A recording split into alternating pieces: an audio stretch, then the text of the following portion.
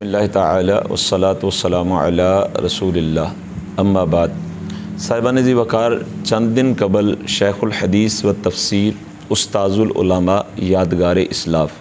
حضرت علامہ حافظ عبدالستار سعیدی صاحب دامت برکاتہم العالیہ آپ کی ایک تصویر سوشل میڈیا پہ وائرل ہوتی ہے۔ ایک طوفان بدتمیزی برپا ہوتا ہے۔ اگر صرف اور صرف فیس بک کی محققین کہ وہ عظیم المرتبت محققین کہ جن بیچاروں کو ابھی استنجا کرنے کا بھی درست طریقہ نہیں آتا، وہ نماز کے اور روزوں کے اور غسل اور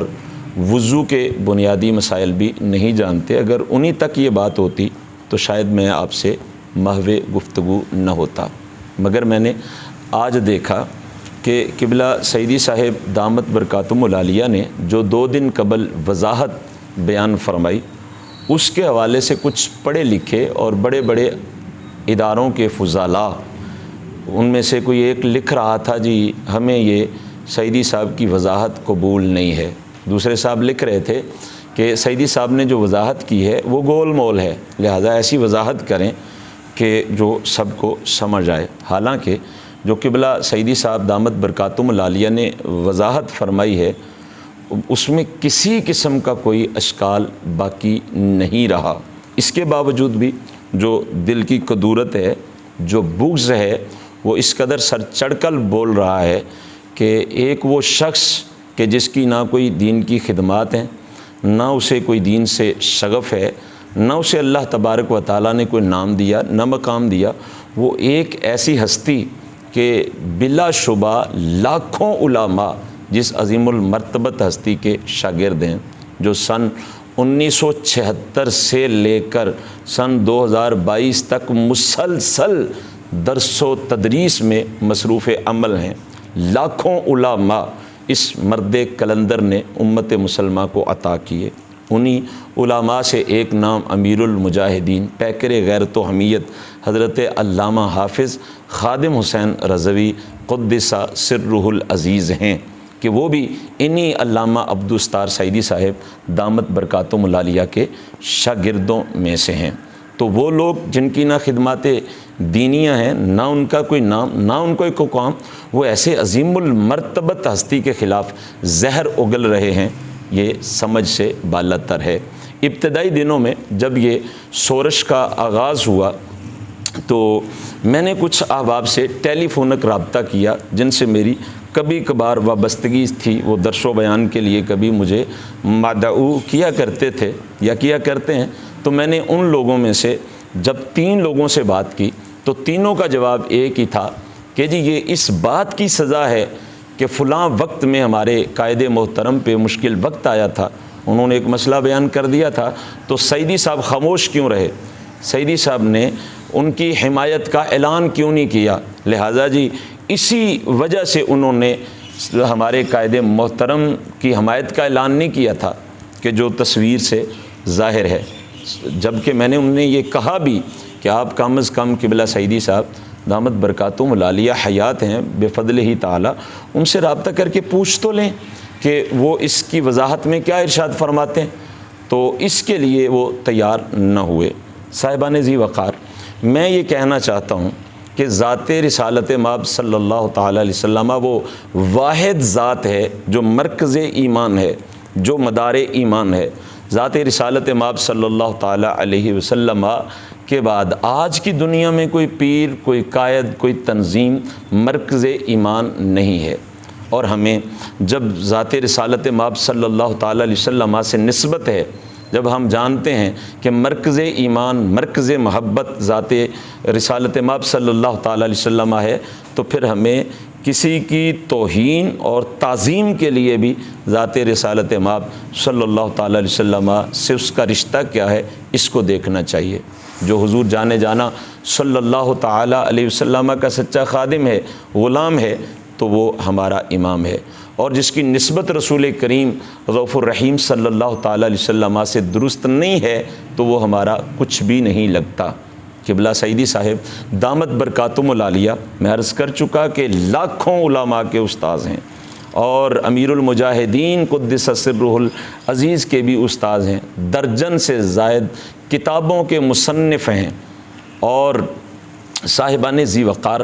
میرے کریم آقا صلی اللہ تعالیٰ علیہ وسلم کی بارگاہ سے یہ سند رکھتے ہیں، یہ سرٹیفکیٹ رکھتے ہیں کہ العلماء ورثۃ الانبیاء، جب وہ نبیوں کے نبی صلی اللہ تعالیٰ علیہ وسلم کے وارث ہیں تو مجھے یہ حق نہیں ہے کہ میں اپنے پیر کی وجہ سے، اپنی تنظیم کی وجہ سے، اپنے قائد کی وجہ سے قبلہ سعیدی صاحب جیسی عظیم ہستی کی توہین کروں یا ان کی تذلیل کی ناپاک جسارت کروں۔ کیوں کہ مرکز ایمان ذات رسالت مآب ہے۔ یہاں پہ ایک بات یہ کہنا چاہوں گا کہ ایک سیاسی پارٹی میدان میں کودی، ایک نوجوان نسل تیار ہوئی،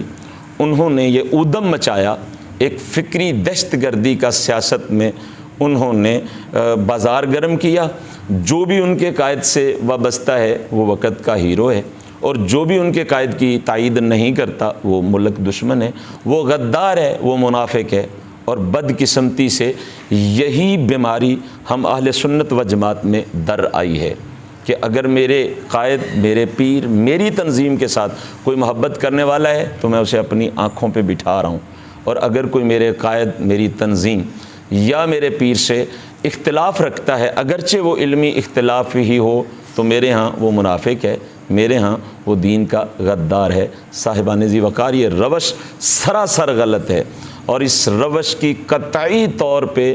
کوئی بھی غیر جانبدار عالم اس کی تائید نہیں کر سکتا۔ ہاں، جو ایک قائد، ایک پیر اور ایک تنظیم کے کنویں کو کل جہان سمجھ بیٹھا ہے اور اسی کے ایک کنویں کا مینڈک بنا بیٹھا ہے، اس کو باہر کی دنیا کا پتہ نہیں ہے کہ دنیا کس قدر وسعت اختیار کر چکی ہے، یہ علم کا جہان، علم دین کا جہان یہ کتنا وسیع ہے، چونکہ وہ ایک بند کنویں کو، چھوٹے سے کنویں کو کل جہان سمجھ بیٹھا ہے۔ یہاں پہ یہ مشورہ بھی عرض کرنا چاہوں گا کہ وسعت مطالعہ پیدا کیجئے تاکہ آپ کو پتہ چلے کہ ہمیں ذات رسالت مآب صلی اللہ تعالیٰ علیہ وسلم کو مرکز ایمان سمجھ کر کے اپنی نسبتوں کو حضور صلی اللہ تعالیٰ علیہ وسلم کی نسبتوں کی وجہ سے استوار کرنا ہے۔ اور مجھے کہنے دیجئے کہ یہ فکری دہشت گردی نہیں تو اور کیا ہے کہ جس کو چاہا ہم نے مردود قرار دے دیا اور جس کو چاہا مقبول قرار دے دیا، جس کو چاہا منافق کہہ دیا اور جس کو چاہا ہم نے عاشق کہہ دیا۔ اور یہ منافق کہنا اور عاشق کہنا، مردود کہنا اور مقبول کہنا، اس کا معیار بھی ہم نے اپنے پیر کو، اپنے قائد کو اور اپنی تنظیم کو بنا دیا۔ واللہ العظیم آپ مانیں یا نہ مانیں، یہ ایک فکری دہشت گردی ہے۔ یا پھر دوسرے لفظوں میں جو میں نے چند ایک دن قبل اس سلسلے میں کام کرنا شروع کیا تھا کہ لوگ لاشعوری طور پر شرک فی النبوت کا ارتکاب کر رہے ہیں۔ اب اس کو کیا کہیں کہ نبی کریم صلی اللہ تعالیٰ علیہ وسلم سے نسبت ہے ایک عالم دین کو، ساری زندگی اس بندے کی بدعقیدگی کا ایک ذرہ بر بھی دنیا کے سامنے ظاہر نہ ہوا۔ ساری زندگی ہم نے دیکھا کہ بڑے بڑے علماء، ایسے بڑے بڑے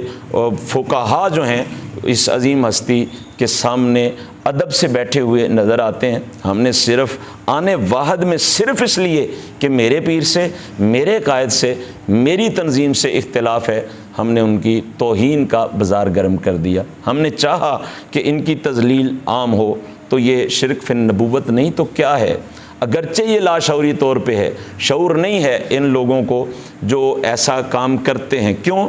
آپ کہیں گے جی یہ کیسے شرک فی النبوت؟ تو جب مرکز ایمان ذات رسول کریم صلی اللہ تعالیٰ علیہ وسلم ہے، جب ہمارے ہاں یہ بات طے شدہ ہے کہ ہم جس سے نفرت کرتے ہیں حضور جانے جانا صلی اللہ تعالیٰ علیہ وسلم کی وجہ سے کرتے ہیں، اور جس سے محبت کرتے ہیں حضور جانے جانا صلی اللہ تعالیٰ علیہ وسلم کی وجہ سے کرتے ہیں، تو ایک عظیم المرتبت شیخ الحدیث، ایک عظیم المرتبت عالم کی جب بدعقیدگی ثابت نہ ہو، جب اس کی زندگی میں کبھی بھی ذات رسالت مآب صلی اللہ تعالیٰ علیہ وسلم سے تعلق کا کمزور ہونا نہ دیکھا گیا ہو، تو آپ اپنے پیر کی وجہ سے، میں اپنے قائد کی وجہ سے اور اپنی تنظیم کی وجہ سے اس عالم دین کی مخالفت کر رہا ہوں، تو یہ شرک فی النبوت نہیں تو اور کیا ہے؟ ہم نے تو معیار یہ رکھا ہوا ہے کہ جو آقا کریم صلی اللہ تعالیٰ علیہ وسلم کا بن جائے وہ ہماری آنکھوں کا تارا ہے، اور جو حضور صلی اللہ تعالیٰ علیہ وسلم کا نہ بنے وہ ہمارا باپ کیوں نہ ہو، ہمارا مرشد کیوں نہ ہو، ہمارا قائد کیوں نہ ہو، وہ ہمارا کچھ بھی نہیں لگتا۔ آخری بات کہنا چاہوں گا کہ جن لوگوں نے قبلہ سعیدی صاحب دام ذلہ کی مخالفت میں سوشل میڈیا پہ طوفان بدتمیزی برپا کیا، میں ان سے مخاطب ہوں، یہ بات درد مندانہ طور پہ کرنا چاہوں گا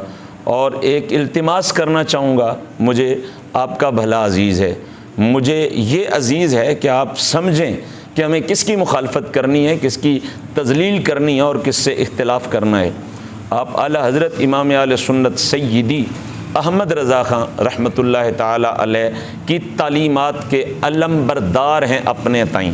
کہ ہم اعلی حضرت امام اہل سنت رضی اللہ تعالی عنہ کی تعلیم کے پرچم کو بلند کیے ہوئے ہیں۔ ہمارے سوا اس وقت پوری دنیا میں کوئی ایسا نہیں ہے کہ جو اعلی حضرت فاضل بریلی رحمۃ اللہ تعالی علیہ کی تعلیمات پہ عمل کر رہا ہو۔ میں کہتا ہوں، میں نے مان لیا کہ آپ ہی اعلی حضرت فاضل بریلوی رحمۃ اللہ تعالی علیہ کی فکر کے وارث ہیں، تو پھر میری ایک چھوٹی سی گزارش بھی مان لیجئے، وہ یہ کہ اعلی حضرت رحمۃ اللہ تعالی علیہ کی کتابوں کو پڑھیے، مطالعہ کیجئے،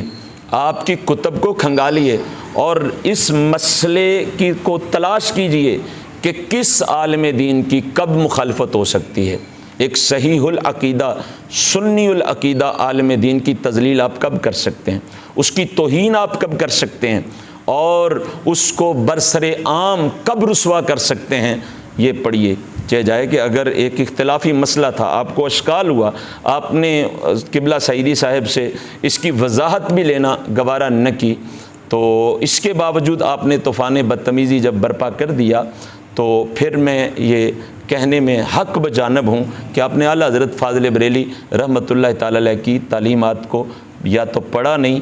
پھر یا سمجھا نہیں، اور یا پھر آپ نے ان کو لائق عمل نہیں سمجھا۔ اعلیٰ حضرت رحمۃ اللہ تعالی علیہ اس بات کی اجازت نہیں دیتے۔ آپ سیدی اعلیٰ حضرت رحمۃ اللہ تعالی علیہ نے بھی اختلاف کیے ہیں علماء کے ساتھ، پڑھیے ذرا آپ کی کتابوں کو۔ ایک جگہ پہ آپ اختلاف کرتے ہیں اور جس ہستی سے اختلاف کرتے ہیں ان کے 10 لقب، 10 القابات ان کے نام سے پہلے نقل فرماتے ہیں، پھر ان کا نام لکھتے ہیں اور پھر فرماتے ہیں کہ فقیر کو مجھے ان سے یہ اختلاف وارد ہوا ہے۔ سیدی اعلیٰ حضرت رحمۃ اللہ تعالی علیہ کی تعلیمات تو یہ ہیں کہ کسی صحیح العقیدہ بندے سے آپ کا اختلاف بھی ہوتا ہے تو اس کا نام ادب سے لیں اور اس کی توہین نہ کریں، کوئی ایسا لفظ اپنی زبان سے ادا نہ کریں کہ جو اس کی توہین کا باعث ہو۔ یاد رکھیے، اگر میرا قائد، میرا پیر اور میری تنظیم میری نظر میں سب کچھ ہے تو بلا شبہ میں شرک فی النبوت کا لاشعوری طور پہ ارتکاب کر رہا ہوں، اور اگر میرا سب کچھ میرا نبی ہے،